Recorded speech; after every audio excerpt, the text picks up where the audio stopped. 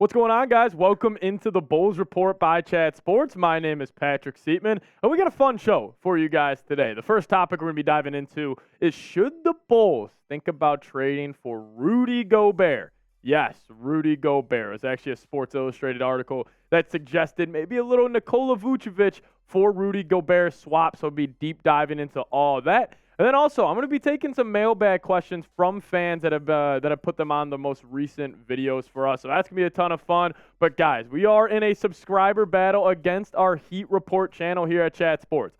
Our total subscriber count is 3,912, and as we're recording this, our Heat Report channel has almost beat us by 1,000. So if you guys are new here and you guys want to go to Chicago Bulls YouTube channel for the entire NBA season, we're going to be going live for almost every single game is my goal, and just having a ton of fun. So hit that subscribe button, help us out, and let's just beat the freaking Heat Report in subscribers. But let's dive into it. First story on today's show: should the Chicago Bulls trade for this man right here, Rudy Gobert, the Eiffel Tower, three-time Defensive Player of the Year, the best rim protector in the entire NBA, probably one of the best rim protectors in all of NBA history, Mr. Gobert. But this is what actually Harvey Glassbrook said, breaking down the Gobert trade, and he mentioned the Bulls' defense as kind of the, I guess, cornerstone idea of this trade idea. As he said, the Chicago Bulls defense received considerable praise last year, ranking among the top 5 in defensive rating.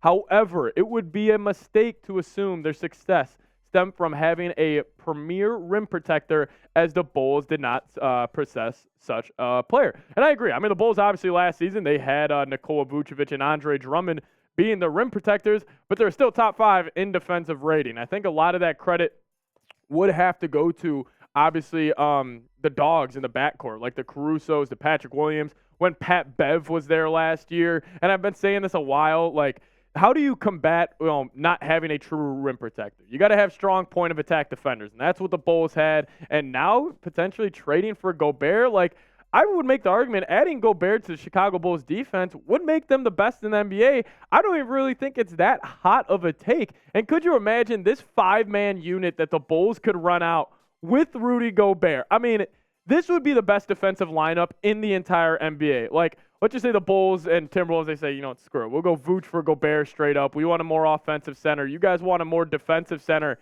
This could be the starting 5 that the Bulls roll out with Javon Carter, Ayo, and Caruso. A little undersized in the backcourt, but still, I mean, the amount of problems this 5 would give opposing teams, and then you have the anchor at the back line of the defense in Gobert. This would be so much fun to watch play ball, and I don't know. I'm kind of talking myself into having Gobert on the Bulls. But would the Timberwolves even think about trading him? Because they sent a boatload of picks to the Utah Jazz last NBA offseason to obviously bring in the Eiffel Tower. Now, would they potentially do it? This is what Harvey Glassbrook had to say, who wrote this article on Sports Illustrated. He said, Minnesota may have buyer's remorse after giving up a bunch of draft assets and players to acquire the towering Frenchman.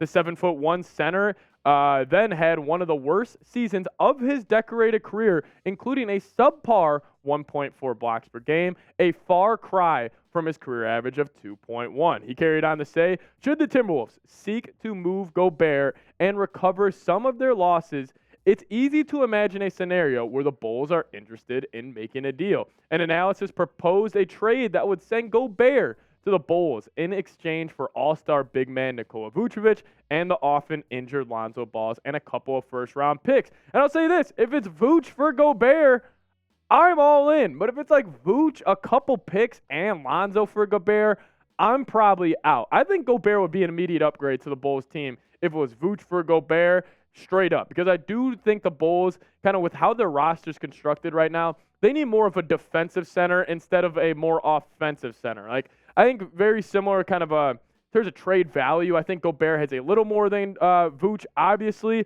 but it's not that big of a difference. I just think there's certain type of archetypes in the NBA that kind of fit with what the Bulls need more, and I think Gobert's archetype fits the Bulls way more than Nikola Vucevic. So I would actually probably be all in on if it was Vooch for Gobert.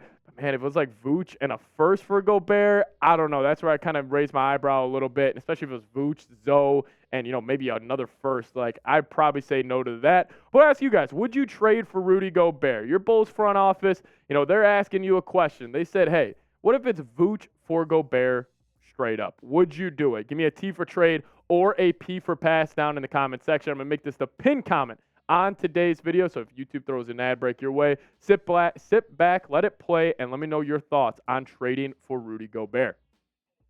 Coming up here, just a second, we got mailbag questions from our fans. This is something I want to start doing more and more on the channel, is answering questions straight from you guys. Because listen, we're in the dog days of the NBA offseason right now. There's no way around that. The rumor well is getting a little dry. Not really too much news around our Bulls. So I want to start answering questions from you guys. And hey, if you guys want to get on the next mailbag, make sure you guys are subscribed and ask your best Bulls question on today's video. And for the next mailbag we do, I will be answering your question. So make sure you guys subscribe and ask a question for our Chicago Bulls heading into the next season. But hey, if you guys want to bet on the Bulls heading into the next season, their over-under is set at 37.5. Do it at BetUS. And if you guys head to chatsports.com/bet and use this promo code right here, chat125, they'll give you a 125% deposit bonus. What does that mean? Put $100 into your account. They'll give you $125 free to play with. You guys can do it with us at chatsports.com/bet. So let's kick it off here with To The Moon asking the first question. And I like this one. I saw this in the comments a couple videos ago. And he says, do you think the Bulls should extend DeMar DeRozan? Obviously, DeMar is on a 1-year, $28.5 million expiring contract with Chicago. So should the Bulls extend him after this season? Let's talk about it. No way around it. DeMar has been incredibly productive for the Bulls over the couple of seasons he's been here. I mean, the number one thing with DeMar when he came over to Chicago, I never knew how good of a playmaker he really was. I mean, that 2020-21 season, we had 6.9 assists per game. I mean, I think that really, came from that Greg Popovich tutelage he got during his time in San Antonio. But DeMar is just a definition of a pure bucket getter. He is always incredibly efficient. Obviously can't shoot the three-point ball that well, but he's probably, him or Kevin Durant or Jamal Murray, is one of the best mid-range shooters in the entire NBA. But in terms of extending him, it really just depends on how this Bulls season goes. Like, let's just say the Bulls, let's just say they make a run. Let's just say, best case scenario, Bulls are like the 4th seed in the East. It finally all comes together with LaVine, Vooch, and DeMar. I would probably extend him then. But let's just say it goes the opposite direction, and the Bulls are terrible this year, and maybe they don't move DeMar at the NBA trade deadline. I kind of say just let him walk. Like, I don't really see any, advantage on keeping him. I love having veterans in the room. I love having, just a guy you could just throw the ball to and say, hey, man, go get a bucket, and he can get to a spot and rise up and knock down a jumper. But it really just depends on where the Bulls season goes. So I'm going to hold off on answering that question, but To The Moon, we appreciate it. Kicking off to my guy, Sean Muster. This was an interesting one. This has been actually talked about a little bit on Bulls Twitter. He said, just a thought, but should Nikola Vucevic become a bigger focus in the Bulls offense? And this had to do with, there's a bunch of deep dive in analytics that show, Vooch, if they would have ran the offense through Vooch, the Bulls would have won a certain amount of games this year. But no, absolutely not. I don't think the Bulls should run the offense more through Vooch. Honestly, Vooch, he is a tertiary option. He is a third scoring option for this team, and I think that's where he fits perfectly. But in terms of him becoming the focal point, I would absolutely be out. I mean, I wanted to highlight this 2020-2021 season when he started off with the Magic, then obviously went to the Chicago Bulls. I mean, his time in Orlando, he was a stat sheet stuffer. He was putting up 23.5 a game, over 11.5 rebounds as well, on great efficiency. But in terms of running the offense through him, I would probably be out on the idea of that. And hey, last year, it's he had 14 shots a night. Nikola Vucevic, he was third and only a couple shots behind DeMar DeRozan. So it's not like Vooch, is sitting down here at 8 shots a game and everybody's freaking out oh, we need to get Vooch more shots.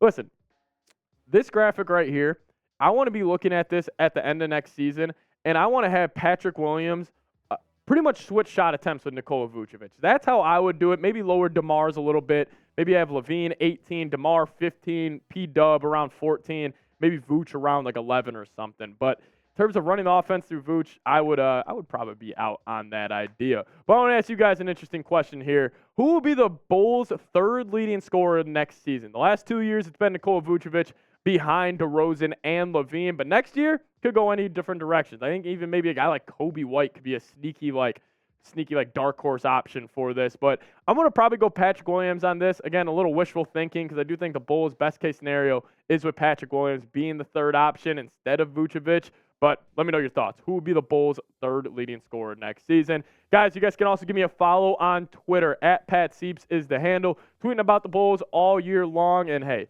the season's just around the corner. So if you guys want more Bulls content on your Twitter timeline, just hit me up there. I'll put the link for that in the comment section and the description of today's show. Thank you guys so much for watching. See you guys next time. Go Bulls.